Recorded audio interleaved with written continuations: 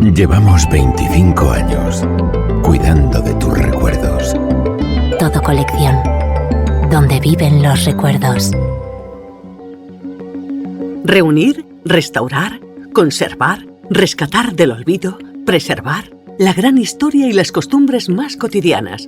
Detrás de cada colección hay una sensibilidad especial, sentido del deber, constancia y un mar de anécdotas e historias dignas de escuchar. Bienvenidos a Todo Colección, el podcast de los muy ilustres coleccionistas. En 1871, Taylor definió la cultura como un modo de vida, en concreto, esa totalidad que incluye conocimientos, creencias, arte, moral, derecho, costumbres y cualesquiera otras aptitudes y hábitos que el hombre adquiere como miembro de la sociedad. Para guiarnos por ese laberinto de la creación que no deja de expandirse, entre otros, los periodistas culturales son los profesionales de la comunicación que vehiculan la información acerca de las novedades en el mundo de las artes y su despliegue creativo en música, cine, teatro, pintura, hasta los cómics y los videojuegos, y por supuesto, la literatura. Los periodistas culturales tienen el compromiso de conocer, informar y motivar, lo cual es tremenda responsabilidad, dado que sobre gustos, a pesar de lo que diga el refrán, hay mucho escrito. Estás escuchando Todo Colección, el podcast de los muy ilustres coleccionistas. Bienvenido a Todo Colección. En el episodio 89 del podcast del coleccionista, en numeral 89, conversamos con Guillermo Busuttil, periodista y escritor, gestor cultural, crítico de arte, cine y literatura y Premio Nacional de Periodismo Cultural de 2021. Un caso singular para una pluma de trinchera. Buenas, Guillermo. Buenas, Ignacio. Gracias por atendernos en el podcast del coleccionista.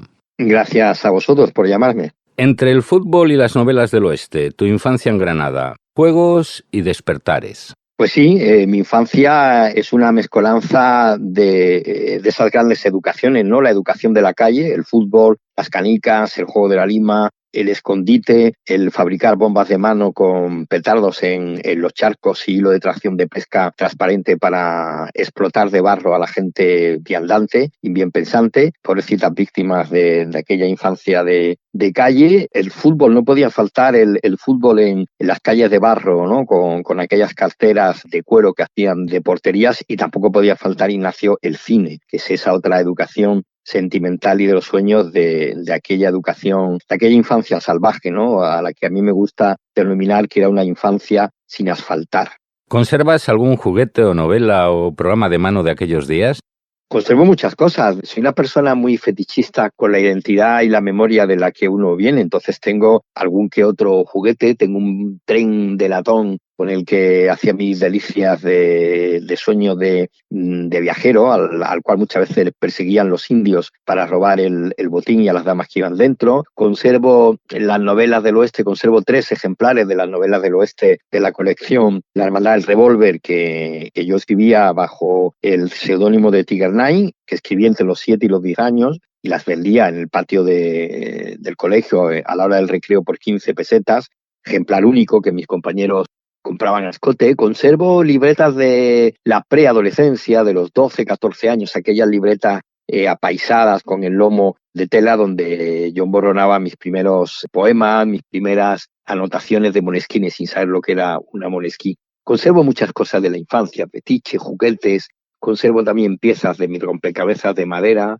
el color rojo, el color azul, el color negro, que son mis colores. Y sí, algunas fotos de la infancia, aunque era un niño que huía mucho de la fotografía entonces, pero algunas conservo. ¿Tienes algún pecadillo coleccionista? Grabados, fotografías, películas, pinturas. Bueno, nunca he sido así un coleccionista, la verdad, es decir, que lo intentó, mi padre intentó que fuese un coleccionista porque pensaba que el coleccionismo, y yo creo que llevaba razón, es una forma de disciplina placentera, ¿no? Entonces puso mucho de sí para que coleccionase y terminásemos por fin aquel maravilloso álbum que se llamaba Vida y Color. Luego estuve coleccionando cromos de fútbol, pero tampoco tenía yo paciencia para eso de ir a la plaza pública e intercambiar por dinero y perseguir el famoso cromo de Boronat, ¿no? Que fue la gran obsesión de un escritor amigo como Juan Bonilla en su infancia. Yo creo que lo que coleccionaba más que nada en mi infancia eran miradas, rostros, las vidas ajenas de los vecinos a los que rápidamente convertía en personajes, y también coleccionaba en cierto modo pues mi fascinación por las niñas que luego fueron jovencitas y que luego fueron mujeres. No sabes nada. Por cierto, Guillermo, ¿tu biblioteca es de cuarto creciente o salón menguante? De cuarto creciente. Yo los libros siempre han sido mi cuaderno de bitácora y al mismo tiempo el mapa, ¿no? La cartografía de mi vida. De hecho, en la casa familiar mi madre durante muchos años ha custodiado los libros que me vieron nacer, todos esos libros que yo le pedía a los Reyes Magos o los que me iban regalando en los cumpleaños. Luego fui un niño de biblioteca pública, un lector muy disciplinado y apasionado que se me quedó rápidamente pequeña, la biblioteca pública. Luego fui un benevolente, nada dañino, ladrón de libros en Galerías Preciados, de aquellos libros que me fascinaban, hasta que me pilló una dependienta muy guapa de la que aún recuerdo su perfume. Y luego pues he ido comprando, siempre que he podido he comprado libros y me cuesta mucho deshacerme de libros. Tengo todavía libros de la carrera, tengo libros muy subrayados de cuando tenía 14 años, por ejemplo, Siddhartha. Me cuesta mucho. He llegado a tener una biblioteca de prácticamente unos 12.000, 13.000 libros que luego tuve que menguar porque mi mujer me dijo los libros soy yo, y al final bueno, decidí que lo importante es quedarse con los libros que tú vas a releer en algún otro momento de tu vida o que te sirven como brújula a las que acudir cuando estás perdido en la escritura o en la vida. Pero sí, tengo una buena biblioteca, tengo una biblioteca propia del Nautilus del Capitán Nemo. Te suponemos habitual de las librerías de viejo, libros antiguos. ¿Alguna edición buscada? ¿Nos puedes comentar las joyas de tu biblioteca? Pues mira, ahora menos, pero sí que hubo una época que me aventuraba mucho en las librerías de viejo, ¿no? A explorar joyas, ¿no? Incluso en otros idiomas, ¿no? Que me fascinaba, o incluso buscaba muchas veces cazar una buena dedicatoria, ¿no? Y alguna vez sí que conseguí algún que otro tesoro, pero hace mucho tiempo ya que las visito. De hecho, en Málaga tengo una de ellas, es mi preferida, Isla Negra, que lleva Antonio Durán, al que yo entrevisté no hace mucho y lo catalogué como un detective de libros antiguos, que es lo que creo que hacen realmente los libros de antiguo. Y tengo por aquí una edición antigua de Chesterton y otro libro que estoy buscando aquí, pero diga, tengo tantos libros, Ignacio, que esto me ocurre muy a menudo. Cuando quiero buscar un libro como este que estoy buscando, que además lo vi antes de ayer, ahora no lo encuentro.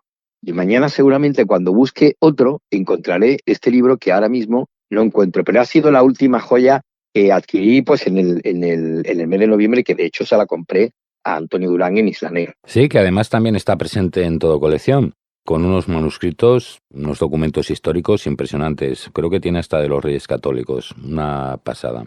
Sí, tiene pliegos que he visto yo, maravillosos, de la contable, la tesorera del Gran Capitán, Fernández de Córdoba, maravillosos. O sea, tiene auténticas alhajas paleográficas, ¿no? que merecen la pena. Incluso también tiene una colección que la ha tenido expuesta hace unos meses en una exposición que montó Mónica López, que se llamaba Alameda 27, un homenaje a Emilio Prados, y tiene obras, y no de primera edición, prácticamente de segundas ediciones de muchos poetas de la generación del 27.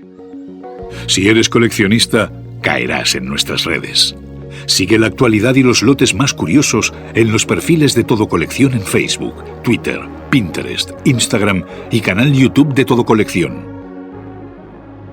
Guillermo, ritos y manías de escritor. El momento del folio en blanco, las notas, ya la tecla de Damocles con la hora del cierre encima. Y hablando de usos horarios, un fuerte saludo para nuestros oyentes hispanoamericanos que también escuchan el podcast de Todo Colección. Pues mira, depende de si en mi equilibrada esquizofrenia estoy ejerciendo de escritor o de periodista, ¿no? Si estoy ejerciendo de periodista, como yo he trabajado en muchas redacciones variopintas, radio, televisión y periódicos nacionales y periódicos provinciales, locales, pues prácticamente la rutina era muy muy de batalla, ¿no? Muy de infantería, o sea, entrar rápidamente en faena, a abrir el programa de Leonardo, la maqueta, nada, o sea, prácticamente cuando ya venía de la rueda de prensa o venía de hacer una entrevista o venía del cine o de la obra de teatro o de la galería, ya por el camino prácticamente había configurado la estructura y estaba dando vuelta a la primera frase, ¿no? La primera frase es importantísima, ¿no? Es el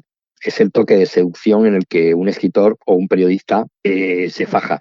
Es como cuando quedas con una persona en una cita y quieres deslumbrarla, esa manera de recibirla, de sentarla en la mesa, de proponerle la primera copa de vino es fundamental para que las siguientes horas fluyan. Si no, la cita se acaba enseguida. Pues lo mismo ocurre con la escritura. Cuando soy periodista, ahora ya no de redacción, sino de mi propia isla desierta en la que trabajo, pues depende, porque ahora el trabajo periodístico que hago le doy mucho más poso, le doy más respiración, entonces me documento mucho, manejo, digamos, en el escritorio un montón de notas y a partir de ahí hasta que encuentro de nuevo la estructura mental, que es lo primero que tengo que tener. Y a mano arranco, eso sí, a mano siempre arranco la primera frase o las dos primeras líneas y las paso al ordenador y ya galopo por la pantalla.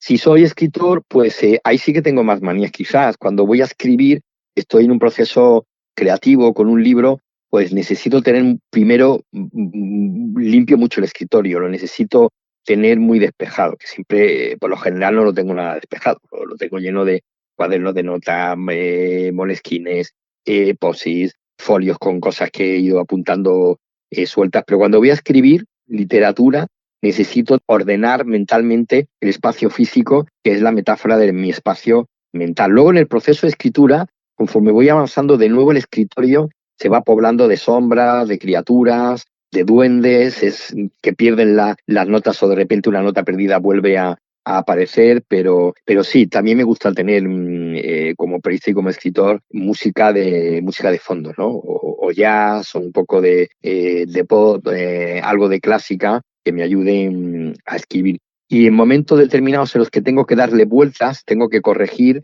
pues entonces nada de música. El silencio es el que mira por encima de mi hombro y el que me ayuda a guiar la mano de la tijera. Nos comentabas, y damos fe, que llevas más de 30 años colaborando con los más importantes medios de comunicación. Sin olvidar la dirección de Mercurio, una revista literaria que echamos muchísimo de menos. Guillermo, ¿se está arrinconando el periodismo cultural?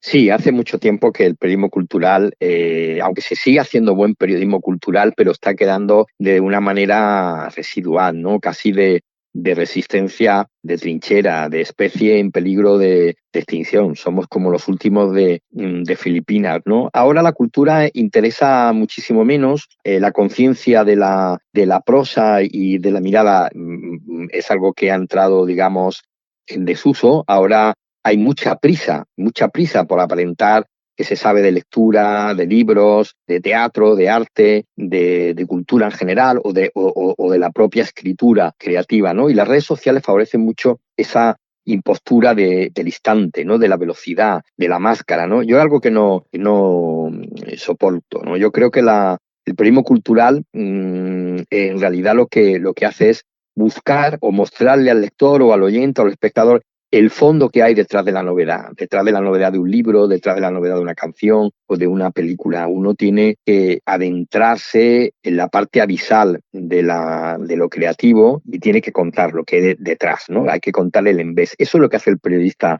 cultural. Y se confunde mucho hoy día, Ignacio, el periodismo cultural con la información cultural, que no tiene nada que ver. La información cultural es lo que hacen con mucha dignidad y muy respetable muchos compañeros y compañeras que van a una rueda de prensa y les cuentan pues sobre una exposición, le dan una nota, le dan el catálogo, se la explican y ahora vuelven a la redacción y escriben sobre eso. Eso no es periodismo cultural, es información cultural. El periodista cultural tiene que tener una formación, un conocimiento, un espíritu crítico, un inconformismo con aquello que le cuentan. Tiene algo de detective, de buscar qué hay detrás del neón, ¿no? De la luminosidad, del smoking, ¿no? Y eso requiere, por supuesto, experiencia y, por supuesto, formación. Eso se está perdiendo porque todo eso conlleva, Ignacio, exigencia de tiempo, exigencia de dedicación y espíritu crítico. Porque el periodista, ante todo, tiene que tener espíritu crítico. El periodista no está para aplaudir. está para preguntar, para cuestionar, para contrastar, y todo eso es algo incomodísimo hoy día, y yo te diría que incluso sospechoso, sobre todo para los políticos y también para los poderes económicos, por desgracia.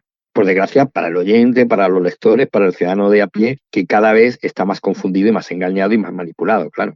Tienes cita semanal con tus lectores, con artículos, reportajes y entrevistas, pero como autor de exquisitos libros de relatos, novelas y compilaciones, tienes títulos como Moleskine, Vidas prometidas, Drastor, Nada sabe tan bien como la boca del verano, Noticias del frente o La cultura, querido Robinson.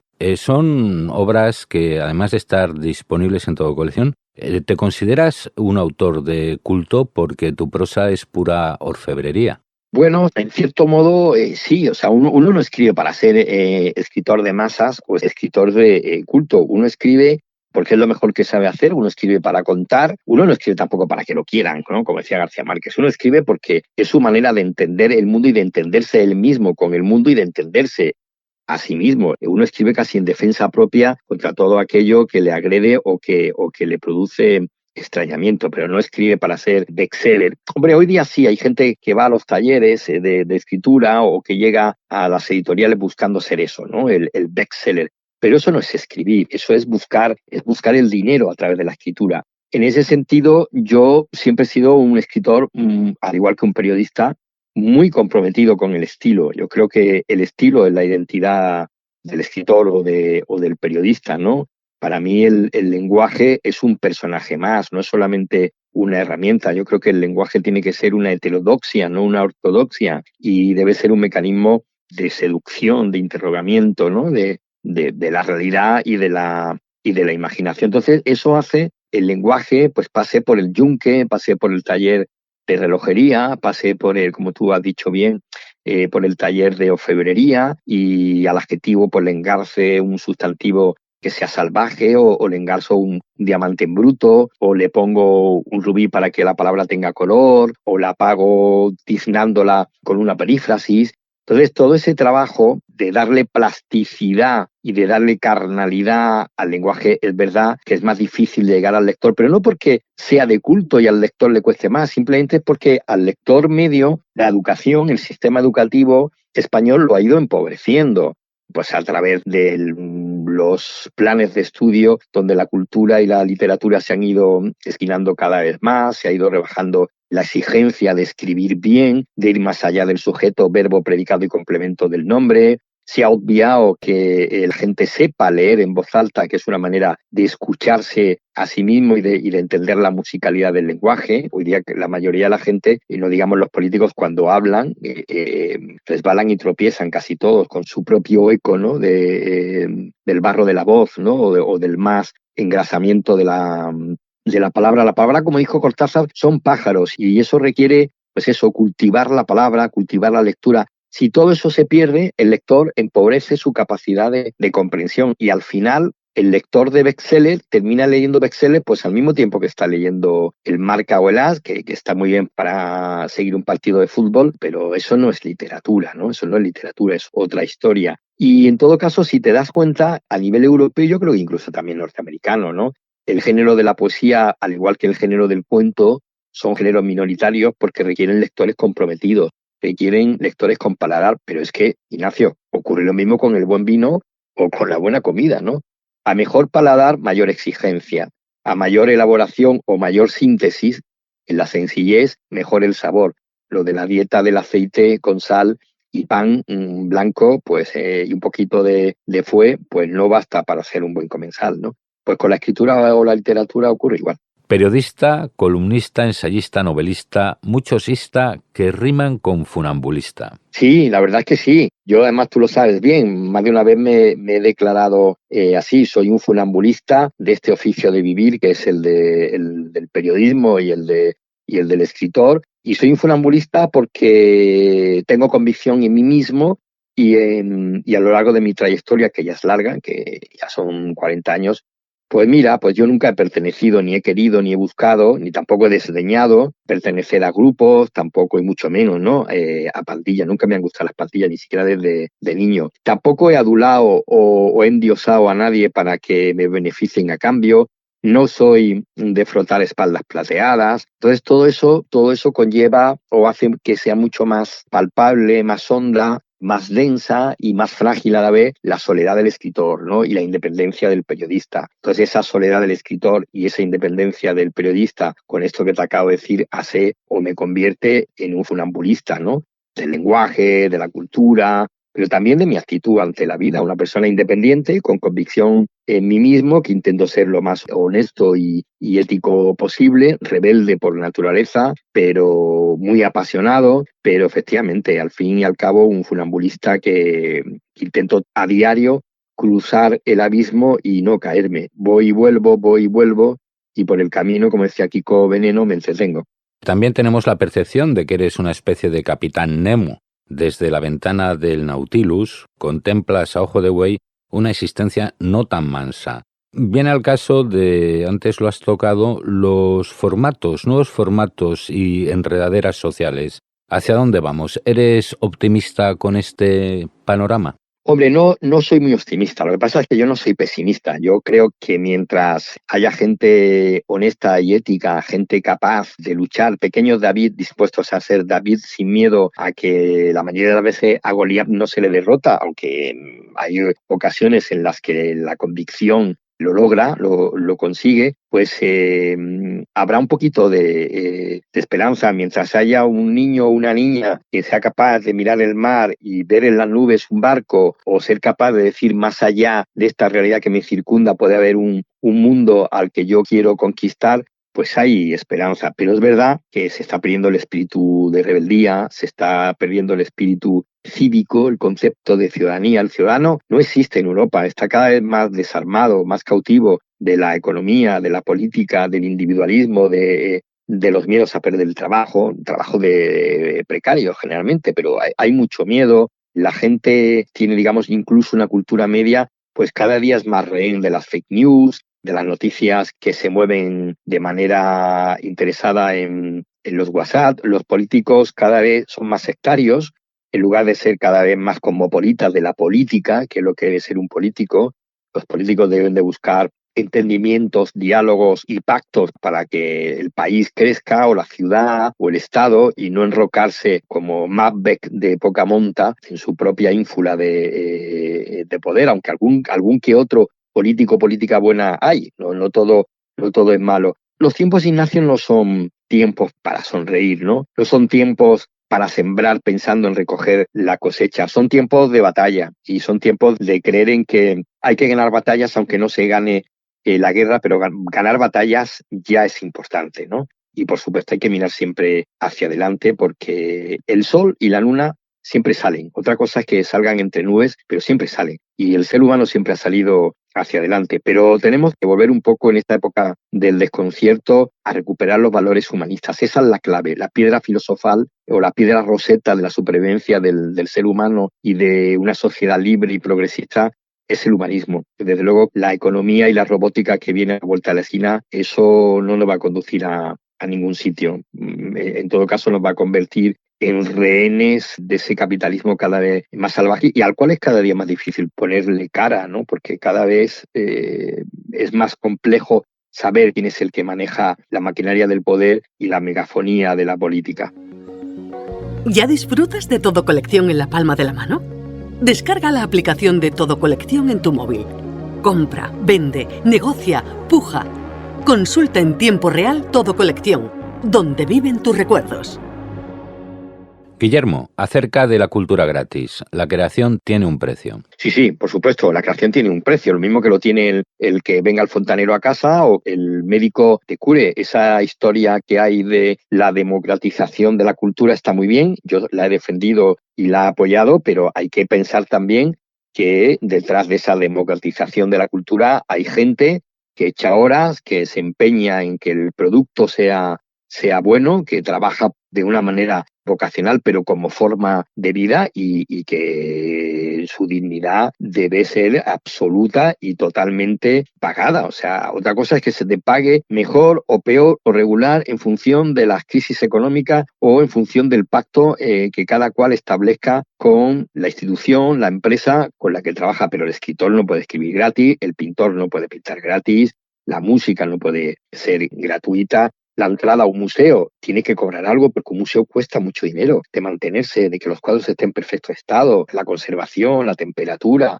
Y otra cosa es que sea asequible. La cultura tiene que ser lo más asequible posible y lo más democratizada posible. No puede ser un producto de alto standing ni un producto de número clausus, de lujo selectivo, pero de gratuidad tampoco. A la gente hay que pagarle, porque el trabajo no es un don, el trabajo es un sacrificio, es un empeño, valga la redundancia, y un trabajo que tiene que estar pagado. Y además de pagado, tiene que estar valorizado, porque tampoco la clave es que, bueno, sí, la cultura se paga, pero no se valora, que eso también hace mucho tiempo que ocurre en España, ¿no? Que seguimos siendo un poco como la gente de la cultura en este país, en España, al contrario que en Francia o en otros sitios de Europa, somos un poco los saltimbanquis, ¿no? Los payasos de la fiesta. Se nos ha olvidado muy pronto que durante el confinamiento ha sido la gente de la cultura los que hemos estado ahí insuflando esperanza, hemos sido una luz en la ventana, hemos sido una voz en la niebla y hemos sido un hombro en el que hombro a hombro hemos arrimado para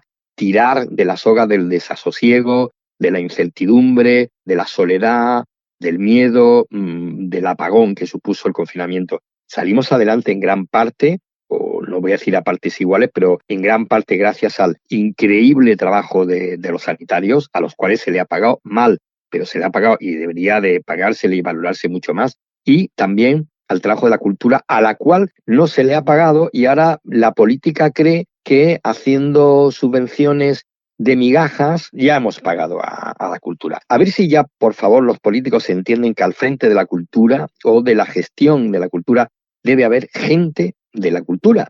Lo mismo que al frente de la medicina hay médicos y al frente de la economía hay economistas. La cultura es un valor de crecimiento y de progreso de un país, y la cultura genera y hace que el PIB de un país suba y trascienda y crezca. Por tanto, a la cultura y a la gente de la cultura hay que pagarle y, sobre todo, reconocerle y valorar el trabajo que desempeña. Fíjate que ahí me sublevo, ¿no? Porque parece que estamos todavía en épocas donde la cultura es algo peligroso, donde la cultura es algo de mal vivir, de gente fullera. La bohemia. Sí, de bohemia. Lo hacen porque no sirve para otra cosa y porque quiere, ¿no? Pues no, para nada. Oye, Guillermo, ¿y el futuro del periodismo y el periodismo cultural?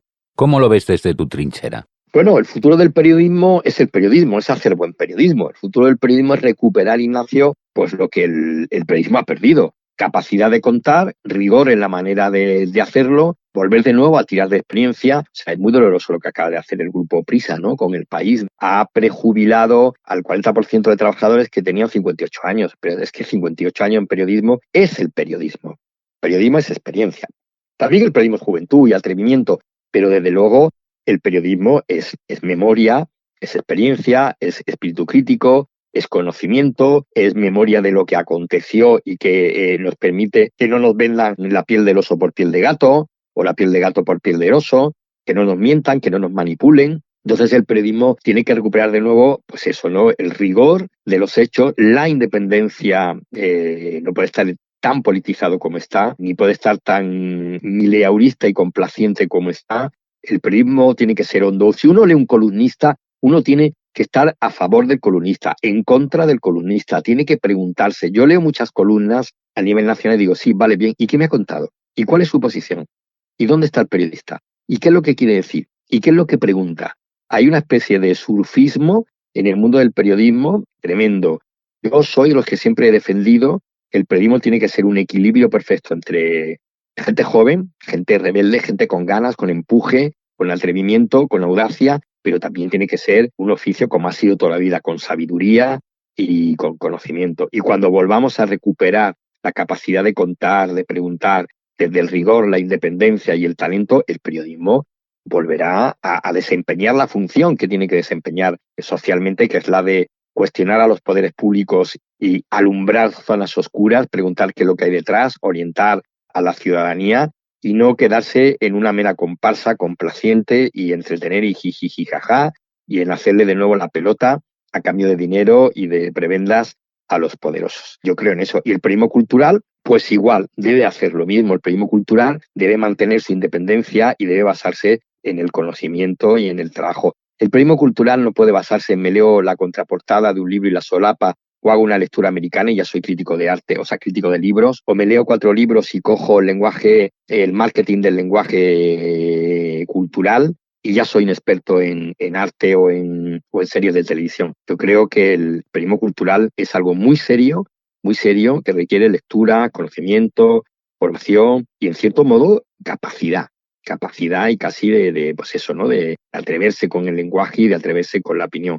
Ya te digo, no soy pesimista, pero creo que mientras haya gente dispuesta a luchar por eso, habrá esperanza. Hablando de optimismo, próximos proyectos. Bueno, pues ya sabes tú que yo inquieto no me estoy, porque si no me caigo de la motocicleta. Entonces, ahora mismo estoy en mi otra faceta de profesor, de formación de futuros escritores, que es muy gratificante por un lado y deprimente a la vez, porque, bueno, entre muchos alumnos a veces encuentra gente dotada que es con la que resulta maravilloso acompañarlos en el viaje y abrirle los ojos y enseñarle los mecanismos para bruñir el lenguaje y operarlo de miasmas y de lagañas. Y luego estoy preparando libro para primavera, saldrá en primavera, un libro nuevo, otro género que, como tú has dicho antes en ese repaso que has hecho de mi obra, un género nuevo al que nunca me había atrevido y, bueno, pues de momento me he atrevido.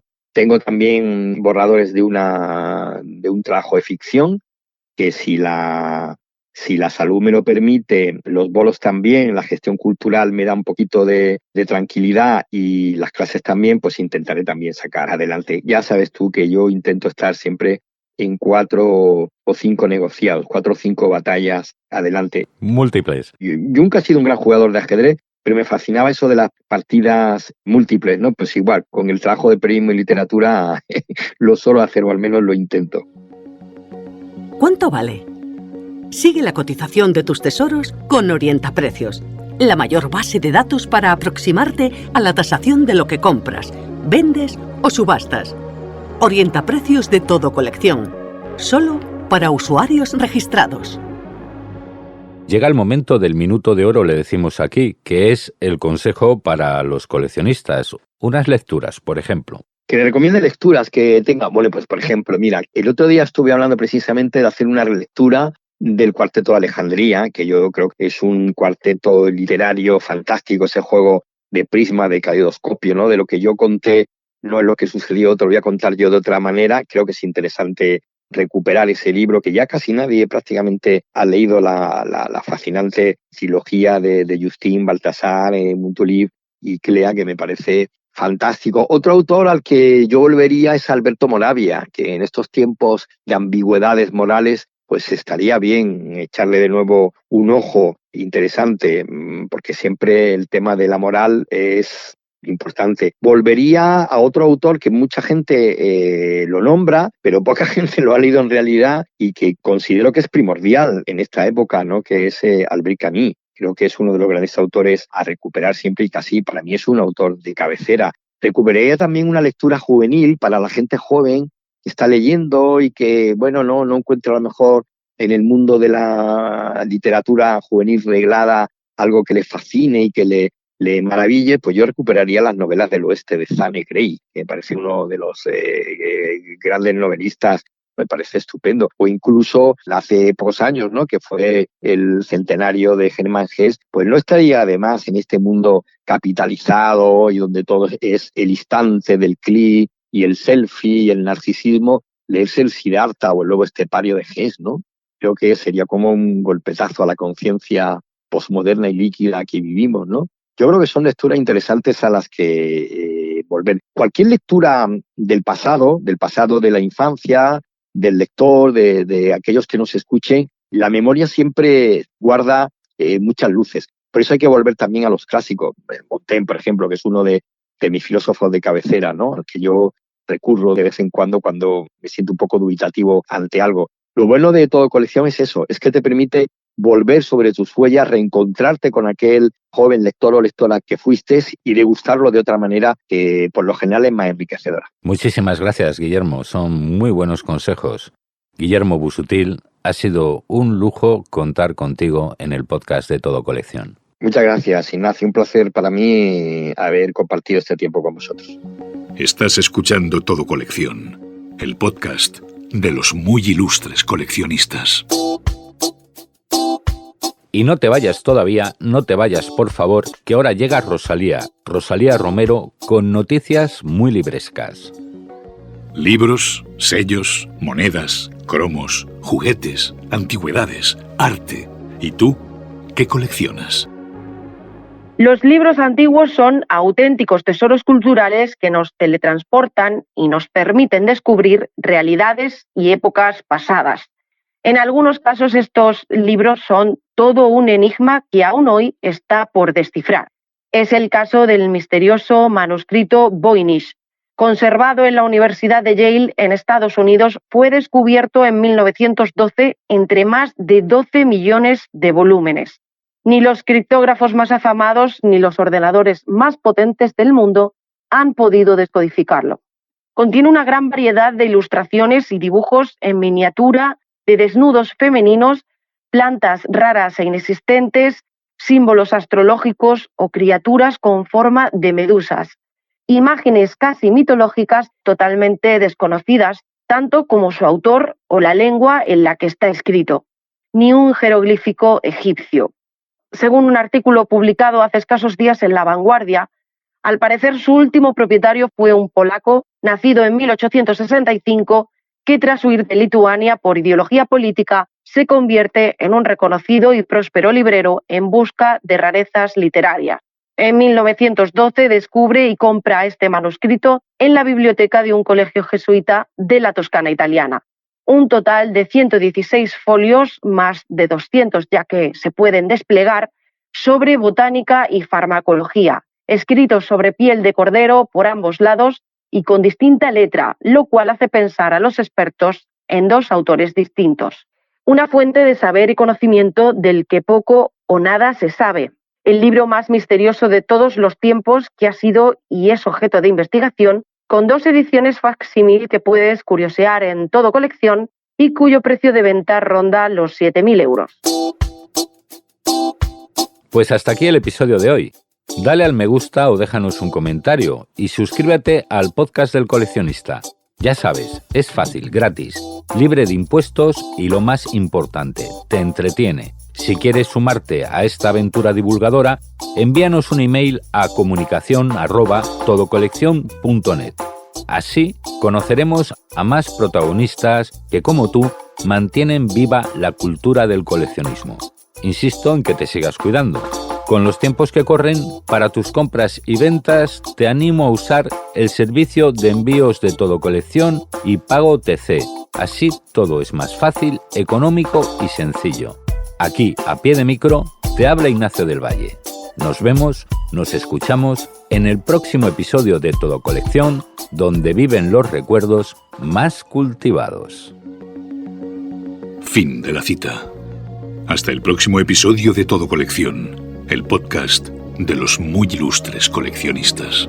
Seguimos en contacto en el Facebook, Twitter, Pinterest, Instagram y canal de YouTube de Todo Colección.